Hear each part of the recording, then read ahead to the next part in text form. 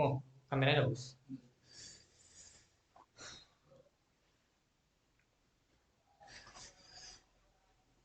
Ya. Oke, Bismillahirrahmanirrahim. Assalamualaikum warahmatullahi wabarakatuh. Waalaikumsalam. Alhamdulillah, Alhamdulillah ala ma syara minad din wa hada ila siratil mustaqim wassalatu wassalamu ala rasulil amin Sayyidina Muhammadin wa ala alihi thahirin wa sahbihi ajma'in. Ikhwan fiddin, azan ya Allah wa iyyakum. Alhamdulillah kita dapat berjumpa kembali dalam sharing dalam sesi menunggu bukber, yaitu inspirasi dari Kairo bersama Markas Birrul Walidain, bersama Rumah Mahasiswa Markas Birrul Walidain. Kita akan menemani hadirin sekalian, teman-teman sekalian, dengan kisah-kisah yang inspiratif, dengan makna-makna yang akan memberikan sesuatu yang baru terhadap Ramadan kita, insya Allah. Oke, insya Allah di sebelah saya sudah ada pemateri. Tapi sebelum itu saya izin untuk memperkenalkan diri saya sendiri. Nama Ana Muhammad Salaman Al-Farisi. Sekarang berada di Kuliah Usuluddin, Fakultas Usuluddin, Syu'bah Ammah atau Syu'bah Umum. Jurusannya masih umum, belum takhasus. Oke, mungkin kepada pemateri, dan insya Allah Ana akan menemani pemateri, jadi bukan sebagai moderator, tapi lebih ke lawan bicara atau ya untuk menambahkan faedah-faedah dan makna-makna yang lainnya. Oke, mungkin kepada saudara Salman, Mas Salman bisa memperkenalkan dirinya terlebih dahulu. Nama saya Muhammad Salman Al-Farisi juga, sama kayak ini kuliah. Waduh. Cuma bedanya kalau di paspor itu dilihat atau di KTP itu, kalau saya pakai I akhirnya, kalau Bang sini pakai Y di akhirnya. Gitu. Cuma kalau di bahasa Arab, penulisan sama namanya, pakai Ya juga di ujungnya. Dan saya juga sama di kuliah di Universitas Al-Azhar, Fakultas Usuluddin, tingkat 1 juga sama. Al-Azhar Kairo ya. Nah, beberapa mahasiswa di sini ada yang Al-Azhar juga tapi nggak di Kairo, di Tonto misalnya kuliah Qurannya.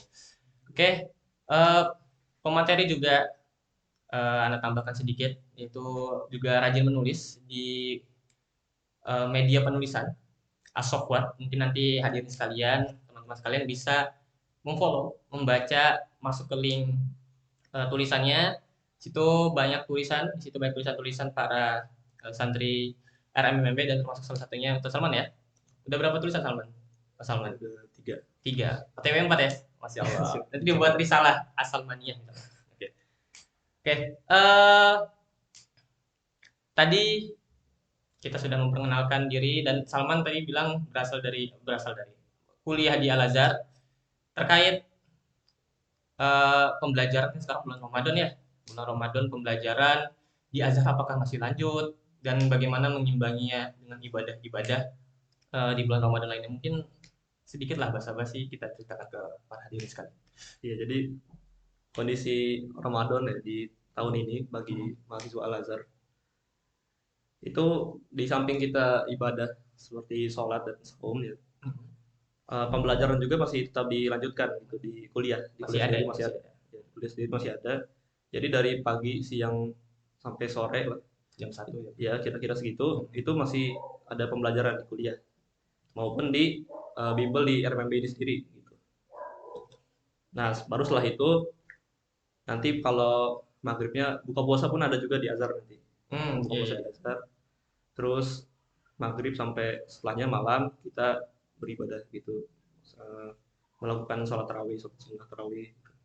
Nanti sepertiga malam terakhir sholat tahajud dan lain sebagainya. Jadi masih imbang gitu. Masih terus berjalan. Betul juga. Belum lama ini Al-Azhar merayakan ulang tahun ya, Man? Yang keberapa, Man? 1083 ya? 1083. Tepatnya di tanggal 7 Ramadan kemarin, Al-Azhar merayakan hari jadinya. Jami Al-Azhar. Di samping itu juga bahwasanya kita melihat bagaimana Al-Azhar berdiri sebagai mercusuar Islam, sebagai puncak keilmuan tertinggi yang salah satu yang tertinggi di dunia muslim saat ini, terus memberikan perhatian lebih kepada wafidin misalnya, kepada para pelajar asing. Salah satunya di bulan Ramadan menarik ini. Al-Azhar punya tradisi yaitu Jami Al-Azhar ini menyediakan iftar sebanyak berapa ya? 3.800 3.800, 4.000 lah. hampir 4.000 makanan gratis kepada para wafidin, kepada para pelajar asing maupun kepada para tolib Al-Azhar dan warga lokal sekitar Jami Al-Azhar ini. Setiap harinya selama 30 hari. Oke, juga kita berbicara tentang Al-Azhar, kita melihat bahwasanya Al-Azhar juga terus menghasilkan banyak ulama-ulama hebat, banyak ulama-ulama keren, terutama di Indonesia kita bisa kenal. Siapa coba yang nggak kenal Ustaz Hanan Attaqi, founder atau salah satu tokoh mungkin ya, tokoh daripada gerakan SHIFT Pemuda Hijrah di Bandung. Dan beliau merupakan salah satu khorijin minal kuliyatina gitu, min kuliyatina, yaitu Fakultas Usuluddin dan jurusan tafsir. Dan ada juga Ustadz Abdul Somad, betul. Ustadz Abdul Somad yang merupakan lulusan S1 101 Al-Azhar dan beliau mengambil jurusan hadis. Seperti itu. Oke, Salman, kita melihat bahwasanya di tengah euforia Al-Azhar, di tengah euforia Ramadan di Mesir, ternyata kita masih dapati beberapa kondisi yang nggak jauh beda dengan di Indonesia.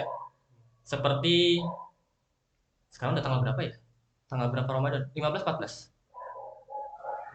15 ya? 15 ya.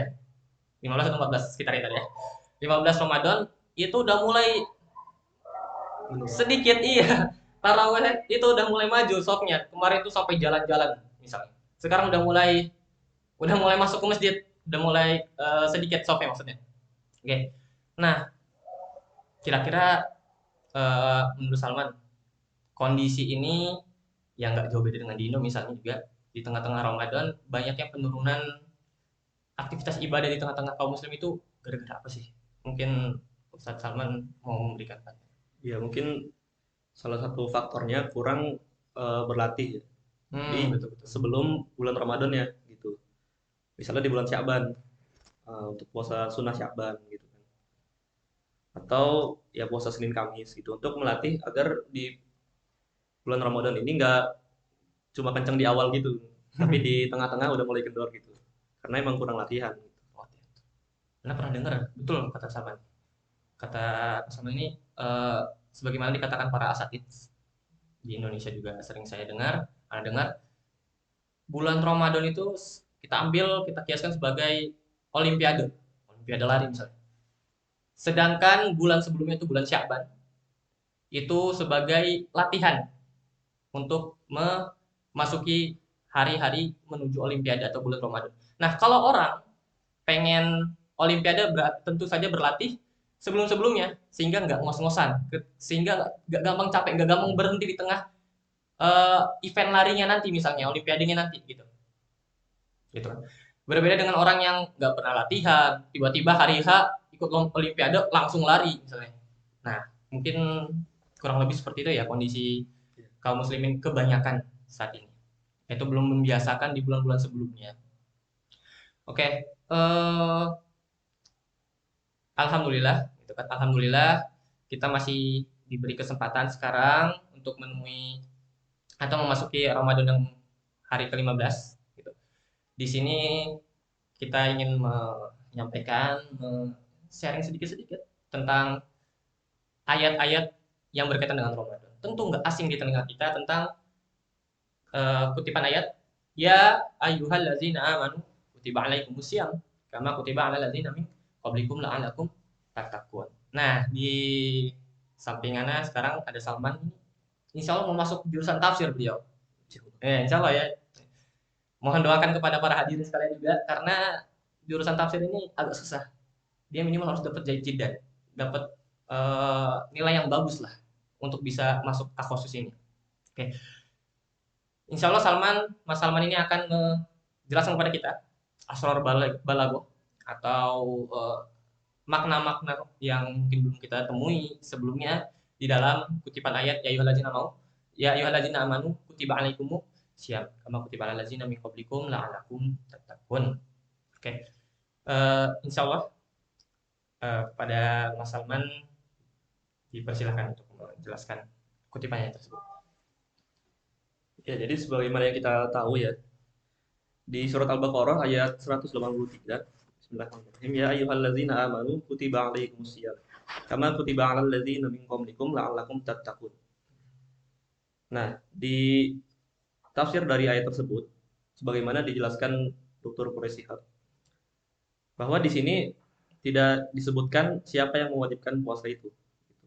Maksudnya di kutiba alaikum, diwajibkan atas kamu, tidak disebutkan siapa yang mewajibkan. Nah, itu salah satu tujuan ya. Nanti juga akan didetilkan lagi setelah ini. Salah satu tujuannya adalah karena seandainya bukan Allah Subhanahu wa taala yang mewajibkan ini, maka manusia pun akan melakukan saum ini gitu. Kalau sudah tahu manfaatnya. Karena manfaat puasa ini sangat besar gitu untuk tubuh gitu. Makanya kita lihat sendiri di luar negeri atau di Indonesia sendiri yang bukan muslim gitu. Banyak juga yang ikut melaksanakan puasa gitu. Karena emang manfaatnya besar gitu untuk tubuh, untuk pola makan, atur pola makan dan lain sebagainya. Namun berbeda dengan yang disyariatkan oleh Allah di dalam Al-Qur'an ini. Puasa yang diajarkan oleh Al-Qur'an dapat membuahkan kesucian jiwa, keikhlasan, kesabaran, gitu kan, ketulusan. Gitu. Dan juga puasa ini gunanya untuk pengawasan diri kita. Junnah. Ya, pengawasan diri. Dan nantinya juga sebagai takwaan pada Allah Subhanahu wa taala. Perlu diketahui juga tadi puasa-puasa ini mungkin atau model puasa yang bermakna lugatan ya, imsak itu yang dikerjakan oleh umat-umat lain. Tapi tentu berbeda sekali dengan puasa yang syar'an yang dilakukan oleh umat Islam saat ini, gitu ya. Ya, jadi sebelum mulai di sini insya Allah akan dibagi 4 penggalan dari satu ayat ini. Yang pertama ya ayyuhallazina amanu. Terus kutiba alaikumusiyam. Yang ketiga kama kutiba alal ladzina min qablikum, baru la'allakum tattaqun. Di penggalan yang pertama ya ayyuhallazina amanu, wahai orang-orang yang beriman. Di sini dijelaskan dalam kitab tafsir At-Tabari menyatakan maksud dari ayat ini adalah barang siapa yang beriman kepada Allah dan Rasulnya, gitu. Kepada Allah dan Rasulnya, yang membenarkan keduanya, membenarkan Allah dan Rasulnya, serta mengikrarkan keimanan mereka kepada keduanya, kepada Allah dan Rasul. Karena ibadah puasa ini sangat erat kaitannya dengan keimanan. Maka Allah pun tidak akan menerima puasa jika kita tidak beriman. Dan keimanan ini juga, dan puasa ini juga, salah satu faktor untuk kesempurnaannya iman atau kamalul iman. Makanya disebutkan ya ayyuhallazina amanu, wahai orang-orang yang beriman. Dan tentu saja salah satu syarat sah puasa atau rukunnya puasa adalah muslim, gitu ya, salah satu syarat wajib. Dia harus seorang muslim. Oke. Bahwasanya kutipan tadi atau diawali ayat ya ayyuhallazina amanu, ya ayyuhallazina amanu, bukan ya ayyuhan nas ya, karena yang Anda pahami ya, beberapa redaksi ya ayyuhan nas itu untuk menyuruhkan kepada keimanan, sedangkan ya ayyuhallazina amanu ini menyuruhkan kepada pelaksanaan syariat Islam ini. Ya seperti puasa ini. Dilanjutkan di penggalan ayat ini, di penggalan yang kedua, kutiba alaikumusiyam, telah diwajibkan atas kamu berpuasa. Nah, di sini dijelaskan oleh Al-Qurtubi dalam tafsirnya, sebagaimana Allah Ta'ala juga telah mewajibkan kalian tentang kisos, tentang wasiat. Di situ juga memakai kata kutiba juga. Maka diwajibkanlah puasa ini juga. Jadi hukum puasa di sini, puasa di bulan Ramadan hukumnya wajib dan tidak ada ikhtilaf di kalangan para ulama tentang kewajiban puasa di bulan Ramadan ini. Eh, Ya ayyuhallazina amanu kutiba alaikumusiyam tadi ya. Dikatakan oleh Mas Salman ini nggak ada khilaf. Aimatul arba'ah itu empat mazhab sepakat atas kewajiban puasa Ramadan. Sepakat atas kewajiban puasa Ramadan dan tentunya ini berasal daripada dalil-dalil yang qat'i ya, bukan nggak ada ikhtilaf gitu ya. Nggak ada ikhtilaf sehingga man ankara hadza ay asyam faqad kafar. Maka barang siapa yang mengingkari puasa ini wajib, maka dia telah sungguh kafir seperti itu ya.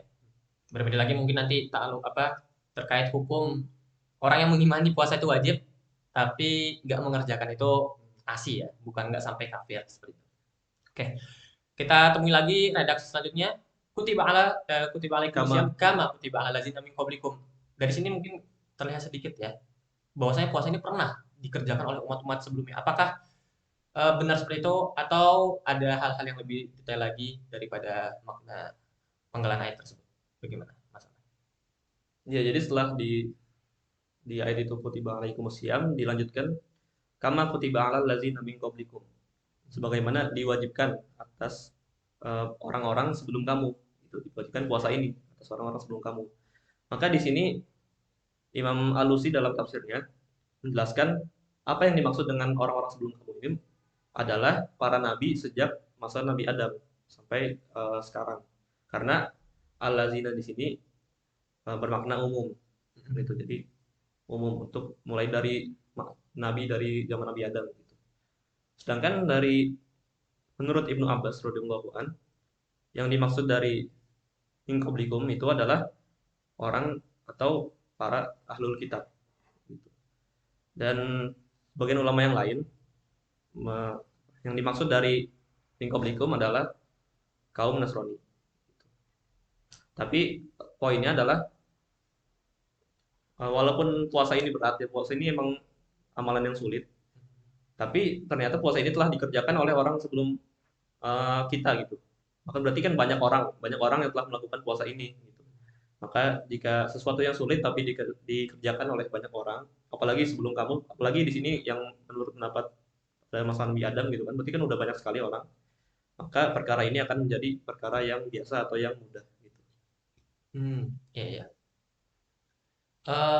Daripada ayat tersebut juga atau penggalan ayat tersebut kita lihat mufassirin berbeda pendapat dan salah satu mufassirin sahabat yaitu Ibnu Abbas radhiyallahu an itu berpendapat bahwasanya alladzina kutiba kutiba alaikumu syamu kama kutiba alal ladzina min qablikum adalah ahlul kitab gitu. Tapi tadi kalau dilihat dari jumhur ya itu enggak bukan jumhur ya. Imam mufassir yang lain itu Nasrani. Terus Imam Malusi bilang mengatakan eh, daripada zaman Nabi Adam telah diwajibkan. Dari poin ini juga kita bisa melihat beberapa pentingnya bid'ah. Tadi kan dikatakan oleh Mas Salman ya, ketika puasa ini dikerjakan bersama-sama, apalagi satu umat Islam mengerjakan ini semua, ibadah itu terasa gampang, gitu kan. Karena pikir ini bisa diambil lah satu poin terkait pentingnya bi'ah solihah dalam kehidupan seorang muslim. Maka ketika seorang muslim itu ingin menjadi pribadi yang lebih baik, menjadi eh, manusia yang lebih produktif, gitu kan, pengen keluar dari zona nyamannya gitu maksudnya pengen menjadi yang apa yang dia cita-citakan yang dia impikan maka ubahlah dulu dengan ibadah dia dan ibadah itu mudah dengan cara apa dengan cara ketika kita bersama-sama orang soleh gitu ya jadi mungkin teman-teman nih yang belum punya circle yang solihah segera cari karena ini adalah investasi dunia dan juga investasi akhirat gitu ya circle yang baik itu biasanya. Oke, kita lanjutkan lagi yaitu kalimat la'allakum tattaqun. Dari penggalan ayat ini mungkin Mas Salman ingin eh, memaknai lebih. Ya, jadi yang penggalan terakhir, ta'alakum tattaqun. Artinya agar kalian bertakwa. Nah, di kata la'alla sendiri ini di dalam Al-Quran memiliki beberapa makna. Salah satunya diantaranya adalah li ta'lil atau artinya alasan. Gitu. Atau yang kedua, li taroji untuk sebagai harapan. Li taroji indal mukhotob, gitu. Harapan dari si yang orang yang diajak bicara, berarti dari manusianya gitu. Nah, Dengan demikian, jika kita maknai sebagai taklil, maka artinya adalah alasan orang berpuasa ini adalah atau alasan orang-orang berpuasa agar mereka mencapai derajat takwa di sisi Jadi Allah. bertakwa ya. Ya, menjadi bertakwa.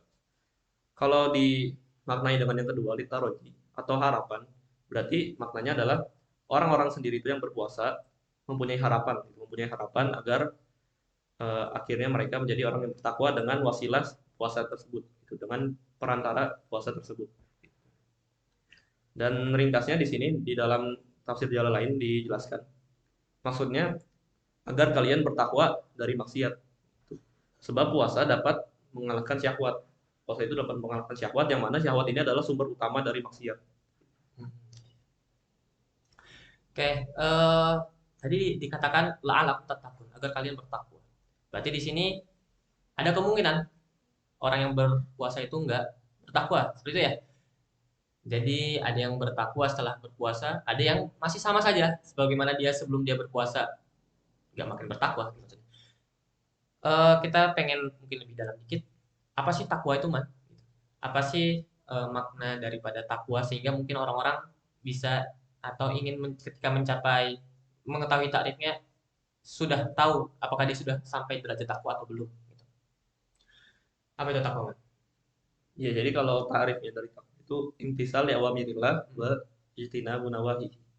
Gitu. Jadi mengikuti segala yang diperintahkan oleh Allah gitu, dan menjauhi segala larangannya yang dilarang oleh Allah. Nah, jadi sebagai contoh misalnya sebelum bulan Ramadan ini, eh, kita semua sering misalnya di sosmed lihat yang aurat-aurat gitu kan. Astagfirullahaladzim. Atau misalnya sering berkata kasar mau di Iya. sosmed itu atau ke teman gitu kan. Nah, dengan bulan puasa ini kan, dengan bulan Ramadan, otomatis kita apa ya, kayak membatasi hal atau menjauhi hal tersebut gitu. Dan dengan 30 hari Ramadan di sini, 30 hari puasa Ramadan, kita kan menahan diri dari hal-hal tersebut, insya Allah akan membentuk kebiasaan baru gitu. Jadi setelah Ramadan, Pola hidup baru. ya setelah Ramadan akan menjadi bertakwa gitu. Jadi kan di setiap ayat Al-Quran itu disebutkan ya ayyuhallazina amanu, beriman, lalu disebutin amal solehnya, beriman plus amal soleh, maka akan menghasilkan takwa. Betul kata teman ya. Anda pernah dengar motivator bilang, untuk membuat habits baru bagi seorang insan, manusia itu butuh sekitar 30 sampai 40 hari. Dan puasa itu menjadikan kita sebenarnya memiliki pola hidup yang baru. Iya nggak sih? Gitu kan? Karena apa tadi seperti Anda bilang juga, orang yang dulunya apa sering lihat aurat misalnya, ketika puasa dia menahan itu. Karena dia tahu ketika dia melihat aurat saat berpuasa pahalanya berkurang atau mungkin nggak menilai puasanya, gitu kan?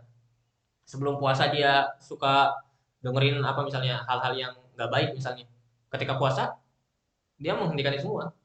Pun hal yang sama ketika dia toksik misalnya, semua kalimat kebun binatang keluar sebelum puasa. Ketika puasa dia jadi eh, Menahan. iya seakan-akan kalimat yang keluarnya adalah kalimat-kalimat Al-Quran semua gitu kan. Ya, bahwasanya ini perlu pembiasaan dan di puasa inilah kita mempunyai pola hidup yang baru, style hidup yang baru dan seharusnya beginilah seorang muslim.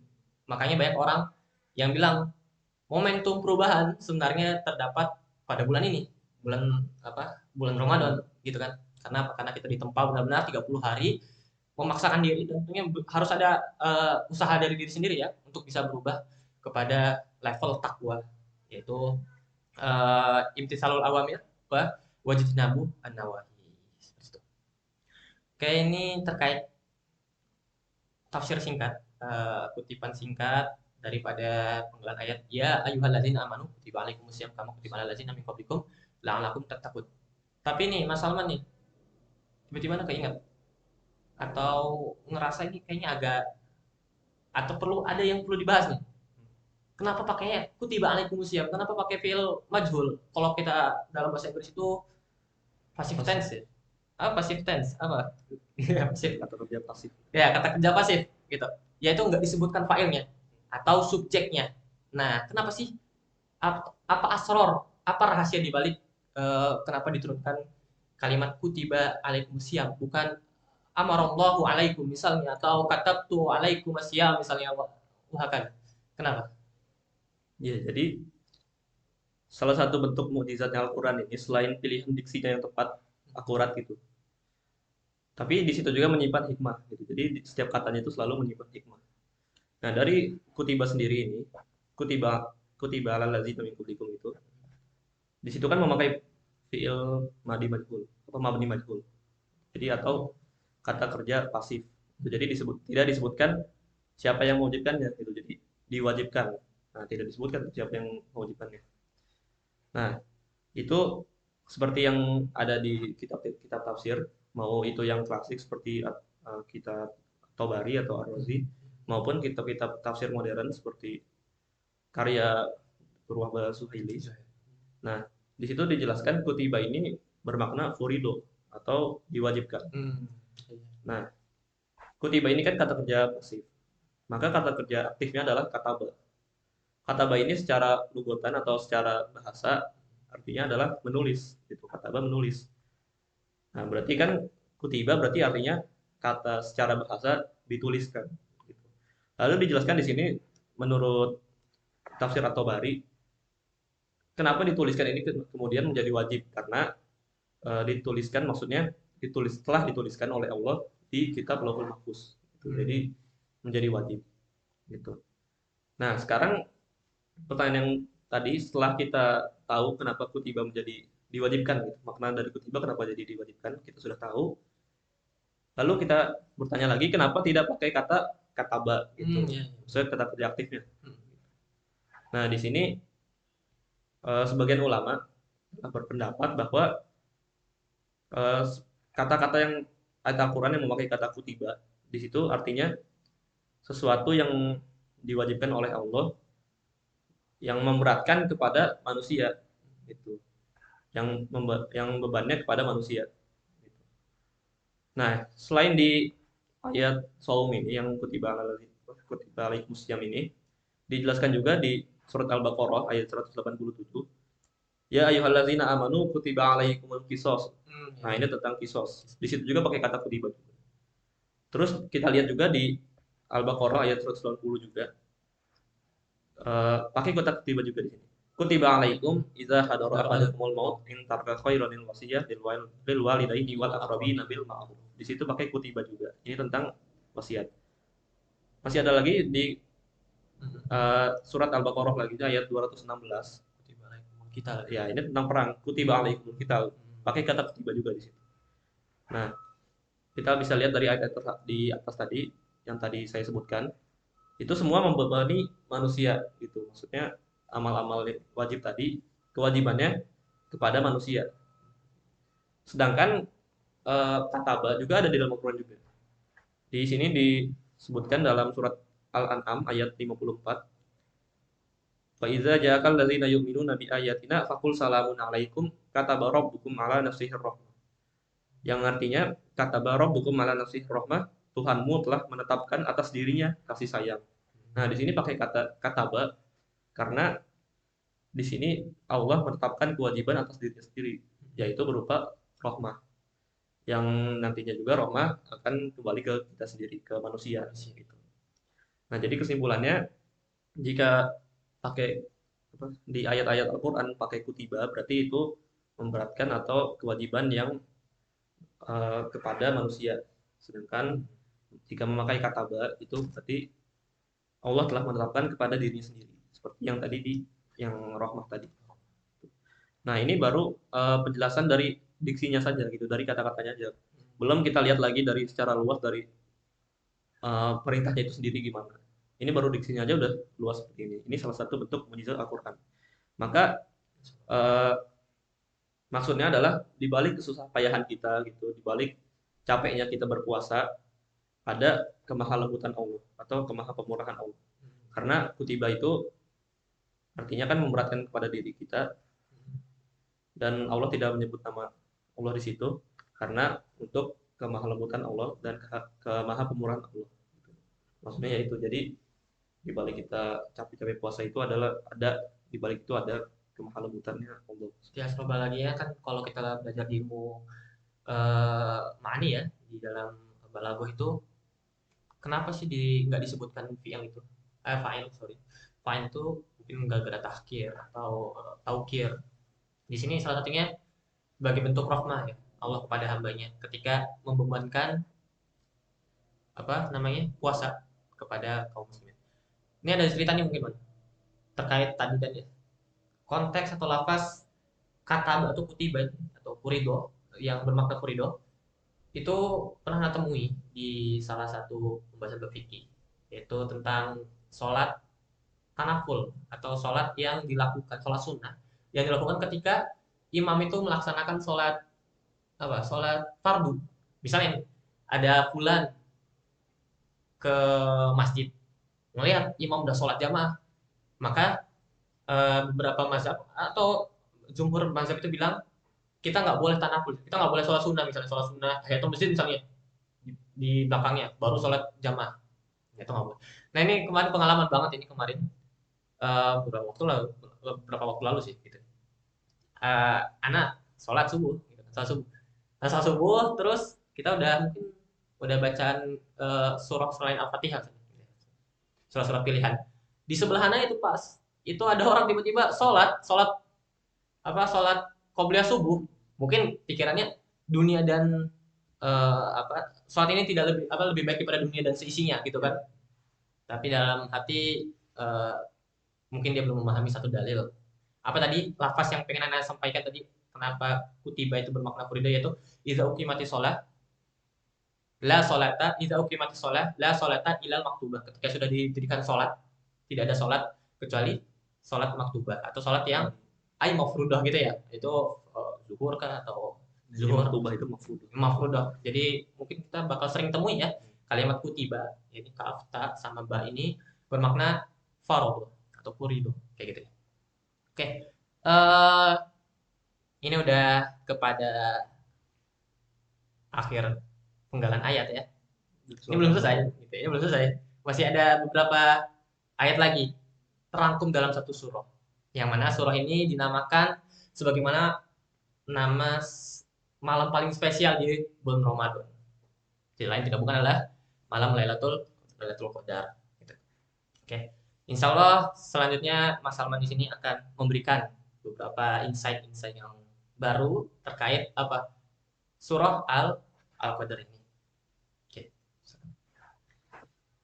Iya, jadi setelah kita tahu makna dari ya ayyuhalladzina amanu kutiba alaikumusiyam tadi, kita juga sering mendengarkan di bulan Ramadan ini terutama tentang surat Al-Qadar ini. Sering dibacakan juga di masjid-masjid oleh imam gitu kan, Al-Qadar ini. Nah, sebelum itu kita bahas dulu asbabun nuzul dari kenapa turunnya Al-Qadar ini gitu. Kenapa penyebab dari diturunkannya Al-Qadar ini. Nah, di sini menurut Imam Suyuti dalam kitabnya Lubabun Nukul, Nabi waktu dulu ya pernah bercerita kepada sahabat, kepada kaum mukminin bahwa ada seorang dari Bani Israel yang menyandang senjata atau maksudnya berperang gitu selama 1000 bulan gitu. Berperang di jalan Allah selama 1000 bulan. Nah, pada waktu itu sahabat kagum pada kagum. Maka ketika itulah turun ayat ini. Maka Allah turunkan ayat ini atau surat ini inna anzalnahu fi lailatul qadr wa ma adraka ma lailatul qadr lailatul qadri khairum min alfi syahr. Jadi disebutkan bahwa malam Lailatul Qadar ini lebih baik dari 1000 bulan, maksudnya 1000 bulannya orang Bani Israel tadi itu yang berjihad selama 1000 bulan. Dan ini salah satu contoh yang Anda pikir perlu diteladani kaum muslimin saat ini. Yaitu ketika mereka menyadari ada amalan yang apa? Yang bernilai ganjaran pahala yang besar, mereka bersegera pengen amalan apa ini gitu kan, Pak Rasul. Anda pikir amalan-amalan ini tentu semua nggak kalau di fardu ain itu udah pasti kita kerjakan tapi kan kebanyakan fadilah-fadilah amalan-amalan yang berganjar pahala yang besar juga kebanyakan di sunnah gitu tapi kita sekarang kaum muslimin malah tahu sunnah malah ditinggalkan ya haza sunnah ayah hazi sunnah gitu wa anala afal haza gitu afal gitu. Hakaza mungkin daripada in anzalnahu tadi ya bagaimana kami menurunkannya kepada. Ya itu baru asbabun nuzulnya. Sekarang dari tafsirannya dari ayat 1. Inna anzalnahu fi lailatul qadar. Nah, di sini Imam Jalaluddin Al-Mahalli di tafsiran tentang inna anzalnahu, yaitu telah kami turunkan Al-Qur'an itu. Al-Qur'an secara sekaligus, secara jumlatan wahidan dari Lauhul Mahfuz ke Baitul Izzah. Nah, ini maksud dari ayat yang pertama itu. Nah, terus kemudian dilanjutkan juga di kitab lain dari penuturan dari Imam Sawi. Di sini menjelaskan tentang kata anzalnahu. Padahal kan maksud apa? Asal katanya itu al-inzal kan. Al-inzal ini dipakai untuk fisik, ya kan? Yang berbentuk fisik. Punya ini ya, punya massa gitu ya. Ya, padahal kan Al-Qur'an itu bukan berbentuk fisik. Diturunkan dari oleh Allah itu bukan secara fisik. Nah, di sini dijawab. Jawabannya ada dua menurut Imam Sawi. Yang pertama, al-inzal ini bermakna al-iha atau al-iha ini artinya mewahyukan. Jadi di sini menurut istilah balago itu istiaroh, yaitu menyerupakan al-iha pada al-inzal, itu apa? Meminjamkan kata al-iha kepada al-inzal yang anzalnahu tadi. Jadi inna anzalnahu itu kami telah mewahyukan Al-Qur'an maksudnya gitu. Jadi bukan turun Quran, tapi mewahyukan maksudnya. Lalu jawaban yang kedua, bisa juga anzalnahu ini maksudnya bukan kepada Al-Quran itu sendiri yang turun, tapi malaikat yang membawa Al-Quran itu. Itu yang malaikat yang membawa Al-Quran itu yang turun. Nah, malaikat kan ada fisiknya. Jadi itu bukan Al-Quran, tapi malaikat yang dimaksud dari inna anzalnahu itu malaikat yang membawa Al-Quran. Nah, terus ditambah lagi oleh Syekh Nawawi Al-Bantani, Syekh Nawawi Banten itu jadi Al-Quran itu diturunkan oleh Allah kepada Baitul Izzah dulu. Nanti dari situ ada malaikat namanya malaikat Sakhara atau malaikat yang menyalin Al-Quran. Nah, dari situ baru diturunkan oleh malaikat Jibril melalui perantara malaikat Jibril kepada Nabi Muhammad SAW secara zaman atau berangsur-angsur selama 23 tahun. Itu rojihnya 23 tahun. Berarti ada khilaf di situ ya. Ada khilaf. Yang pendapat rojihnya adalah 23 tahun. Nah, jadi di ayat yang pertama ini menjelaskan tentang Al-Quran diturunkan pada malam Lailatul Qadar dari Allah ke Baitul Izzah. Ini mungkin sesuatu yang baru ya, sesuatu yang baru bagi beberapa orang. Bahwasanya kan kita biasa memahami langsung turun gitu kepada Nabi, tapi ternyata tadi dikatakan Mas Salman ini diturunkan dari Lauhul Mahfuz ke Baitul Izzah dulu, baru diturunkan kepada Nabi Muhammad, yaitu sama dunia munajaman gitu. Ya, jadi dari Allah ke Baitul Izzah itu jumlatan wahid. Sekaligus. Baitul Izzah ke sama dunia, lagi ke Nabi Muhammad SAW itu baru munajaman 23 tahun kayak gitu. Ini mungkin beberapa orang belum tahu ya, tapi itu lah harus alaihim. Kita nggak ada masalah, tidak mengetahui hukum ini tidak masalah. Kenapa? Karena sesungguhnya ini mungkin agak melebar sedikit. Sesungguhnya ini ilmu daripada ilmu cabang daripada ulumul Quran, gitu kan. Ulumul Quran banyak gitu. Salah satunya tadi seperti tafsir, gitu kan. Seperti Madaniyah dan Makiyah, gitu kan. Terus nuzulul Quran seperti yang tadi disampaikan Mas Salman.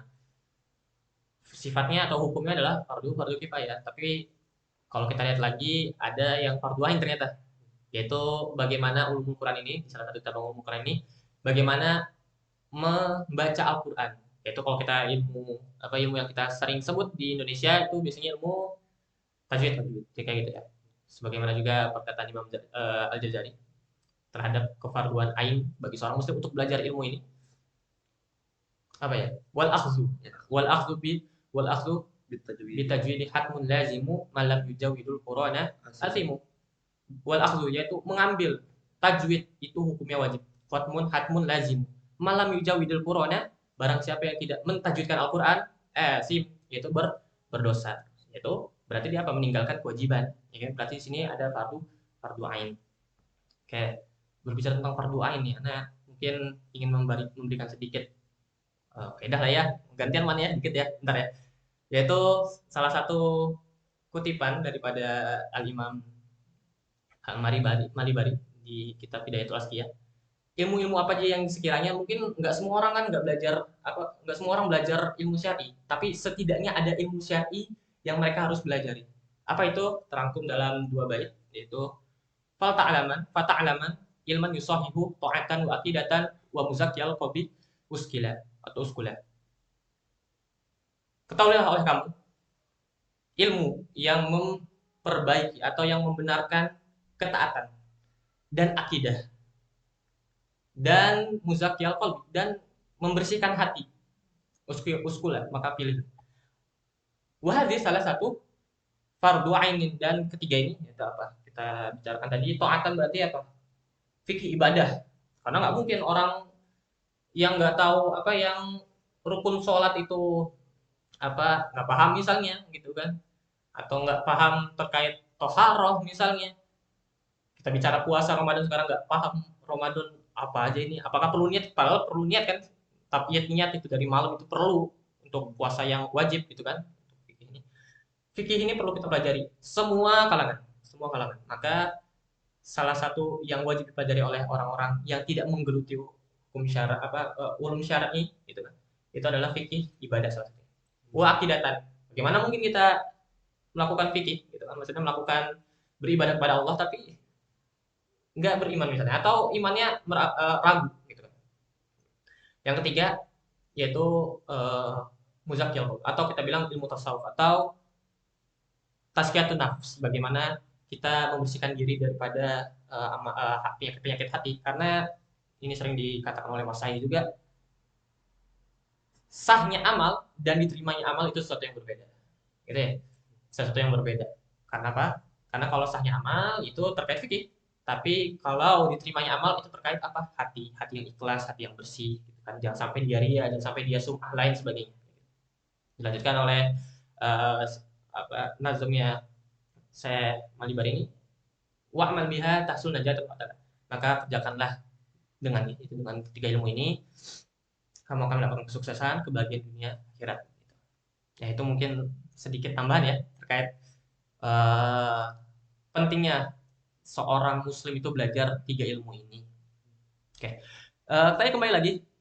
Tadi kita udah sampai ayat keberapa? Ke satu. Baru ayat pertama ya, baru ayat pertama. Inna anzalnahu fi lailatul qadar. Wa ma adraka ma lailatul qadar. Mungkin bisa dilanjutkan Mas Salman terkait makna tersebut. Jadi ini ayat yang kedua dan ketiga, wa ma adraka ma lailatul qadar. Lailatul qadri khairum min alfi syahr. Nah, di sini dijelaskan oleh Imam Abu Hayyan Al-Andalusi. Nah, wa ma adraka ma lailatul qadar ini berarti bentuk pengagungan kepada malam Lailatul Qadar itu sendiri. Karena ilmu atau kita tidak tahu apa keutamaan yang paling maksimal di malam Lailatul Qadar ini. Itu karena tidak diberitahu oleh Allah gitu. Wa ma adraka ma Lailatul Qadar. Dan di sini ada yang menarik dari Sufyan bin Uyainah mengatakan bahwa kalimat jika wa ma adraka itu wa ma adraka itu berarti kita tidak tahu, tapi Allah memberitahu kepada Rasul, kepada Nabi Muhammad gitu. Jika wa ma yudrika, Allah tidak memberitahukan kepada Nabi Muhammad. Adroka memberitahukan, yudrika tidak memberitahukan. Tapi kita sama-sama nggak tahu kalau itu. Nah, maksud ini poinnya ke Nabi Muhammad ya. Nah, terus kenapa disembunyikan gitu keutamaan yang maksimalnya dari malam Lailatul Qadar ini? Karena tujuannya agar kita tidak hanya maksimal ibadahnya di hanya satu malam itu aja. Oh iya. Nanti di sisa malamnya malah lalai gitu kan, malah mengabaikan hari-hari yang lain gitu. Karena kita udah ngerasa ibadah kita udah cukup banyak di malam ini. 1000 bulan gitu. Ya. Itu ya, atau yang lainnya itu kan masih banyak keutamaan yang disembunyikan oleh Allah. Itu tidak dijelaskan karena ya itu tadi. Nanti di hari-hari yang lain jadi kita males kan, gara-gara kita udah punya tahu data ini. Ya kita udah tahu hari apa malam ini kita udah banyak ibadahnya gitu. Nah, terus Lailatul Qadri khairum min alfi syahr tadi kan. Maksudnya adalah lebih baik, maksudnya ibadah di malam hari itu lebih baik daripada 1000 bulan yang tidak ada Lailatul Qadarnya. 1000 bulan di sini menurut para ulama sekitar 83 tahun lebih 4 bulan. Itu kan banyak sekali kan. Itu makna dari Lailatul Qadri khairun min alfi syahr tadi, dari 1000 bulan tadi. Kalau kita lihat di sini ya, eh, sungguh merugi orang yang tidak memanfaatkan Ramadan, lebih lagi yang di dalamnya 10 hari terakhir itu ada Lailatul Qadar gitu kan. Dan ini prediksi Lailatul Qadar nggak harus 10 terakhir, tapi kemungkinan besar di 10 terakhir gitu kan. Ya, jadi yang apa udah sepakat ulama tuh Lailatul Qadar di bulan Ramadan, tapi terkait tanggalnya itu Tanggalnya belum tahu. beda, Betul, betul. beda-beda. Tapi Anda juga sering dengar, Man, kalau salah satu malamnya itu malam Lailatul Qadar itu paginya itu anginnya sejuk gitu kan. Iya kan ya? Harus tanda-tanda. Tanda-tanda ya, tanda-tanda gitu. Nggak mesti sih, nggak mesti. Atau yang penting kita bulan Ramadan itu benar menguatkan seluruh malamnya, paginya untuk taat beribadah kepada Allah. Sebagaimana tadi kita katakan, kita ingin menjadi pribadi yang semakin bertakwa dan momen Ramadan inilah momen perubahan bagi seorang muslim harusnya. Ya, jadi nggak salah juga kita maksimal ibadah di tiap malam gitu kan. Di Betul, malam betul. yang 10 hari terakhir diutamakan ya kan.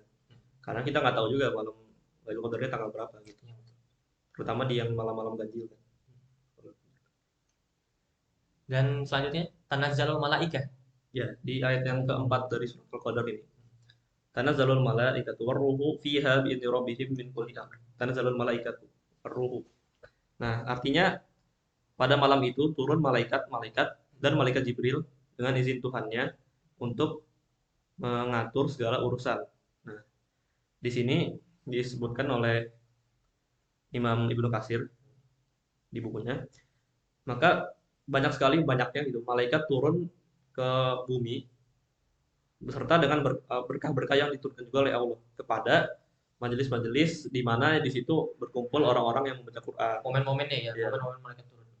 membaca Quran atau sedang berzikir, menuntut ilmu. Di situ pada malam itulah malaikat-malaikat juga pada malam-malam Qadar itu turun gitu ke orang-orang atau ke majelis-majelis tersebut gitu. Sebagai bentuk penghormatan malaikat kepada manusia-manusia atau hamba-hamba Allah yang lagi beramal soleh ini. Lalu di sini tadi tanazzalul malaikatu warruh. Ar-ruh di sini kan bermakna malaikat Jibril gitu kan.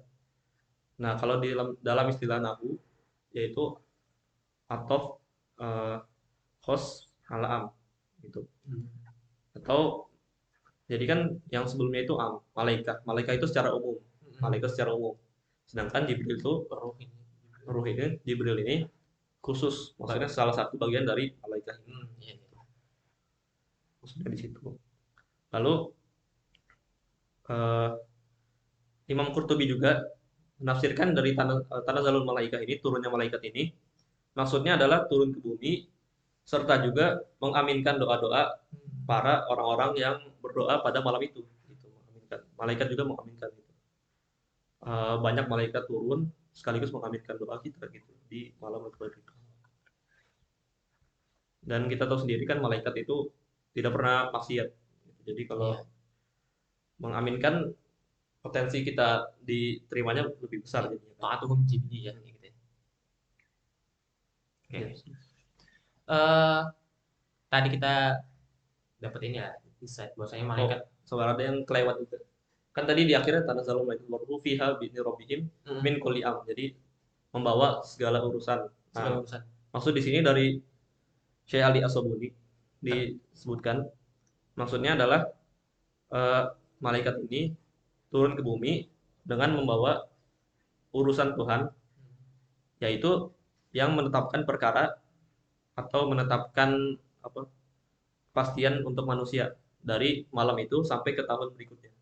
Gitu. Jadi maksudnya dari membawa segala urusan itu Tuhannya malaikat turun sekaligus membawa itu urusan Tuhan yang telah dipastikan dan ditetapkan untuk manusia mulai dari malam itu sampai ke tahun depan ya. Sampai ke tahun berikutnya malam Lailatul Ya Qadar mulai itu. dari rezeki kita dan lain sebagainya lah. Salah satu amalan yang juga Anda ingat itu adalah taksirud doa. Jadi nanti eh, di malam Lailatul Qadar ini atau 10 malam terakhir Lailatul Qadar ini ada beberapa amalan. Mungkin kita rangkum 3 di sini ya. 3 amalan yang dia itu atau amalan-amalan ini itu seyogyanya dilakukan di 10 malam terakhir. Bagaimana misalnya kayak hari Jumat baca surat Al-Kahfi gitu kan karena ada nasari. Bagaimana juga eh Lailatul Qadar ini atau 10 malam terakhir ini ada amalan-amalan yang kita lakukan. Tentu karena ada nas syari, karena fadilah-fadilahnya di situ. Tadi diaminkan oleh malaikat. Kenapa? Amalan apa yang perlu kita lakukan di situ adalah taksir doa di situ. Sebagaimana dikatakan oleh Aisyah, riwayat Aisyah radhiyallahu anha, qultu ya Rasulullah, atau qalat li Nabi sallallahu alaihi wasallam, madza aqul fi Lailatul Qadar? Qala Rasulullah sallallahu alaihi wasallam, quli innaka afuwun karim tuhibbul afwa fa'fu anna. Gitu. Oke, memperbanyak doa.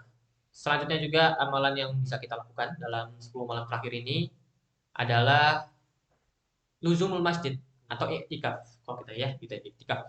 Dan pahala iktikaf ini sebagaimana pahala salat, sebagaimana sabda Nabi Shallallahu alaihi wasallam, fa innahu fi sholatin man intadzara shalah. Gitu. Baginya pahala salat bagi orang yang menunggu salat, dan menunggu salat ini beberapa ulama mengatakan adalah orang yang duduk di masjid menunggu waktu salat, dan itu terjadi ketika orang tersebut melakukan iktikaf tentunya. Dan yang terakhir, amalan yang sekiranya harus di push gitu ketika malam terakhir Ramadan itu adalah qiyamul lail. Qiyamul lail. Dalam satu redaksi dikatakan man qama man qama lailan ya. Man qama lailatul qadar imanan wa ihtisaban ghufira lahu ma taqaddam. Barang siapa yang mengerjakan salat di malam Lailatul Qadar, dihapuskan secara iman dan ihtisaban, akan dihapuskan dosa yang telah terlampau. Sekiranya itu 3 amal yang perlu kita perhatikan, kita iksar, kita perbanyak daripada malam-malam terakhir 10 malam terakhir Ramadan seperti itu. Ya, mumpung ini belum lewat juga ya, jadi Masih malam ke-15 ya. iya, Masih 15 kita jadikan perhatian lah itu untuk nanti. selanjutnya. Salamun hiya hatta matla'il fajr. Itu bagaimana? Yaitu ini ayat yang terakhir dari surat Al-Qadar, ayat kelima. Salamun hiya hatta matla'il fajr. Artinya eh, adalah malam itu, malam Lailatul Qadar itu penuh dengan kesejahteraan sampai terbit fajar. Nah, tafsirannya adalah menurut Imam Jalaluddin Al-Mahali di sini, salamun hiya itu adalah, salamunnya itu adalah khabar muqaddam, sedangkan hiyanya adalah mubtada muakhir. Gitu. Jadi mengakhirkan mubtada atas khabar. Nah, di sini memiliki faidah ser atau membatasi atau hanya gitu. Ya, Bagaimana kalimat di Al-Fatih yang kita sering baca? Iya karena budu, wa iya karena stain. Hanya kepadamu lah kita menyembah, dan hanya kepadamu lah kita meminta pertolongan. Gitu ya. Hanya. jadi bisa kita bisa artikan ma hiya illa salamun. Gitu. Jadi di malam ini hanya ada kesejahteraan gitu. Dan bisa juga salam ini bermakna taslim gitu. Jadi nah ini pendapat Imam Sawi di sini bahwa domir hiya tadi kembali kepada malaikat. Yang tadi tanzalul malaikat. Domir hiya, salamun hiya, hiyanya ini kembali kepada malaikat. Dan salam di sini bermakna at-taslim. Nah, jadi kurang lebih jadinya innal malaikata yusallimuna 'alal mu'minin. Sesungguhnya para malaikat memberi salam kepada orang mukmin. Itu taslim, itu memberi salam. Ini lagi azan. Mungkin ditunggu sebentar ya sampai azan selesai ya. Oke. Di Indonesia jam berapa kira-kira? Udah jam 6 ya? Udah jam 6 ya? Udah mau berbuka. Di sini baru azan zuhur.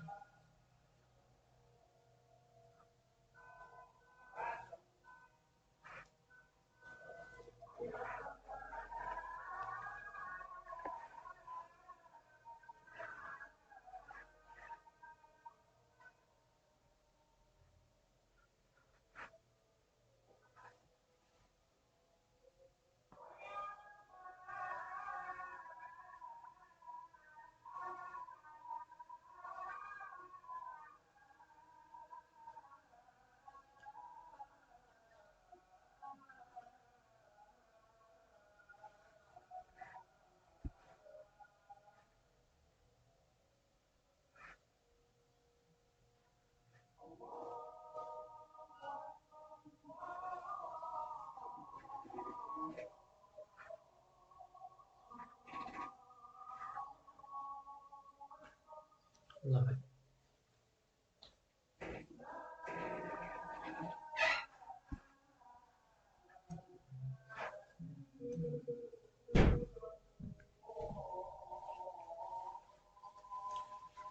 Nah,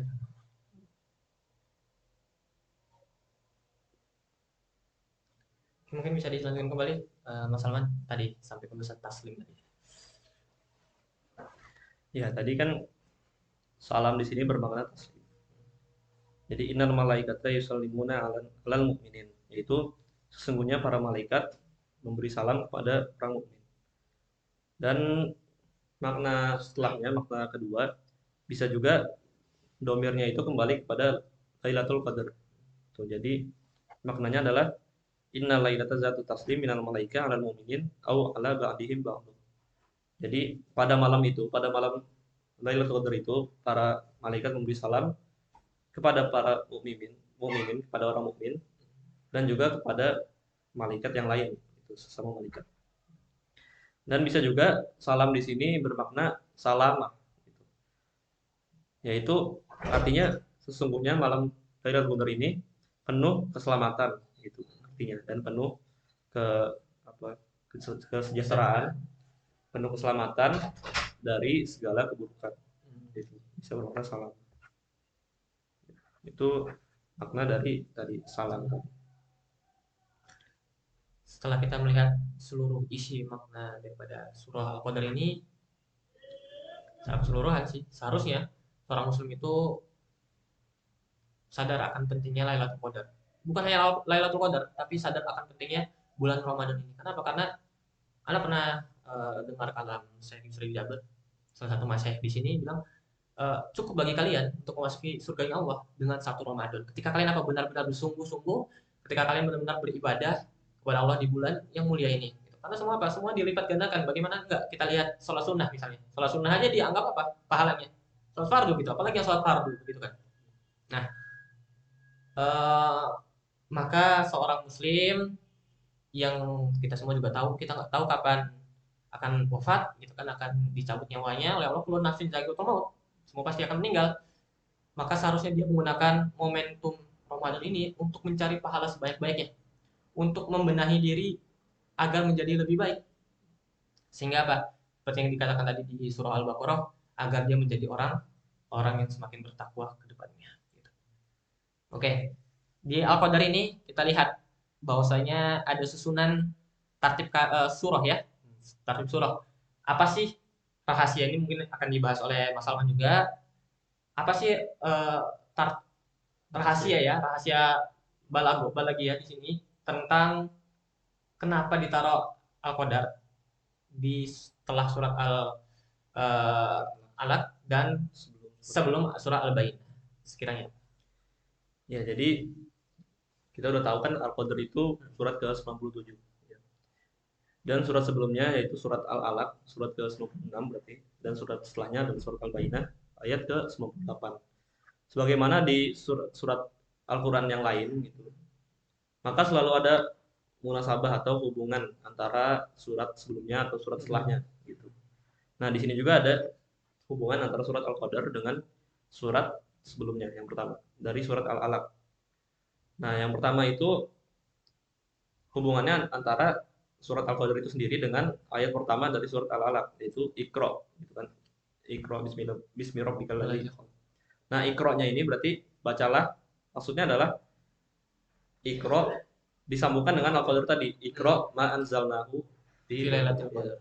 anzalnahu fi lailatul qadar tadi. Jadi Iqra ma anzalnahu itu. Bacalah apa-apa yang diturunkan di malam Lailatul Qadar itu, atau bacalah Al-Qur'an, kan maksudnya gitu. Bacalah Al-Qur'an. Nah, itu hubungan dengan Al-Alaq ayat yang pertama. Lalu ada juga hubungan antara Al-Qadar itu sendiri dengan Al-Alaq, surat Al-Alaq bagian akhirnya, ayat paling terakhirnya, yaitu kalla la tuti'hu wasjud waqtarib. Yang artinya adalah apa? Bersujud dan mendekatkan diri pada Allah. Atau kalau di sini sekali-kali janganlah kamu patuh kepadanya dan sujudlah dan dekatkanlah dirimu kepada Allah. Maksudnya adalah apa yang kita lakukan di malam Lailatul Qadar tadi kan tidak disebutkan di surat Al-Qadar itu sendiri. Iya. Nah, tapi disebutkan di surat Al-Alaq. Amalan-amalan Ya, ya. amalannya itu dua tadi, sujud dan Iya. iktiraf atau mendekatkan diri kepada Allah. Sebagaimana yang tadi sudah dijelaskan juga. Itu Amalan-amalan. bentuk ya, amalan-amalan itu bentuk dari kita mendekatkan diri kepada Allah. Itu hubungan dengan surat Al-Alaq. Lalu ada juga hubungan dengan surat setelahnya, yaitu surat Al-Bayyinah. Nah, di sini dijelaskan yang hubungan yang pertama itu adalah di surat Al-Bayyinah ayat pertama, lam yakunil ladzina kafaru min ahlil kitab wal musyrikina munfaqina hatta ta'tiyahumul bayyinah. Nah, di sini dijelaskan alasan kenapa Al-Qur'an itu diturunkan. Nah, di situ kan Al-Qadar kan menjelaskan tentang Al-Qur'an diturunkan. Alasannya ada di surat Al-Bayyinah tadi, di ayat yang tadi, lam yakunil ladzina. Karena lam yakunil ladzina itu artinya adalah orang-orang kafir, ahli kitab dan musyrik itu tidak akan meninggalkan agama mereka, tidak akan meninggalkan kekafirannya itu hingga datang bayinah, bukti yang nyata. Nah, bukti yang nyata itu adalah Al-Quran itu yang tadi diturunkan di Al-Qadar itu. Nah, itu hubungannya dengan Al-Bayyinah yang ayat pertama. Lalu ada juga hubungan dengan Al-Bayyinah yang ayat kedua dan ketiga. Rasulullah minallahi yatlu mutahharah fiha kutubun bayyinah. Nah, Al-Quran di sini, Al-Qadar tadi di sini kan tidak disebutkan untuk siapa turun dan kepada siapa. Jadi di sini dijelaskan yang poin yang ketiga adalah hubungan dengan yang tadi ayat kedua dan ketiga. Siapa yang menurunkan Al-Quran? Di sini jelas Rasulullah minallahi yatlu suhufan mutahharah, yaitu pertama kan Allah menurunkan Rasul atau mengutus Rasul untuk membaca suhufan mutahharah. Nah, Rasul diutus oleh Allah, sekaligus Allah juga menurunkan Al-Quran itu sendiri. Nah, jadi kita tahu yang menurunkan itu adalah Allah. Dan suhufan mutahharah di sini berarti Al-Quran itu sendiri. Ya, jadi yang diturunkan oleh Al-Quran diturunkan oleh Allah. Dan suhufan mutahharah itu Al-Quran. Dibacakan kepada mereka orang-orang kafir tadi yang tidak percaya. Iya. Karena mereka akan percaya kita gitu Ketika ada bayyinah. Ya, sampai ada bayyinah. Nah, bayyinah itu sendiri Al-Quran yang diturunkan di Lailatul Qadar, ada kolerasi. Ya. Oke. Sudah cukup mungkin ya pembahasan kita sampai surah Al-Qadar. Beberapa poin-poin yang bisa kita ambil bahwasanya bulan puasa ini atau puasa ini adalah salah satu wasilah kita agar kita bisa menjadi orang yang semakin bertakwa ya. Dan juga tentu target agar kita semakin bertakwa, semakin rajin juga adalah salah satu yang dijanjikan adalah malam Lailatul Qadar gitu ya. Malam Lailatul Qadar yang amalan di dalamnya atau ketika kita beramal di dalam Lailatul Qadar ini setara 1000 bulan atau lebih baik daripada 1000 bulan seperti itu. Oke. Anda kira cukup sampai di sini pembahasan kita, sesi sharing inspirasi dari rumah mahasiswa markas Birrul Walidain. Jangan lupa insya Allah besok hari Kamis di waktu yang sama akan ada Ustadz Iltizam dan Ustadz Nabahan yang akan menemani para hadirin sekalian, teman-teman sekalian daripada sharing bersama rumah mahasiswa markas Birrul Walidain. Jangan lupa juga karena video ini live tapi akan diupload kembali oleh tim manajemen, tim media ya. Jadi jangan lupa like, subscribe, and share sebaik-baiknya. Gitu ya. Oke, kami ucapkan terima kasih. Mohon maaf jika ada salah kata. Wabillahi taufiq wal hidayah. Wassalamualaikum warahmatullahi wabarakatuh. Waalaikumsalam warahmatullahi wabarakatuh.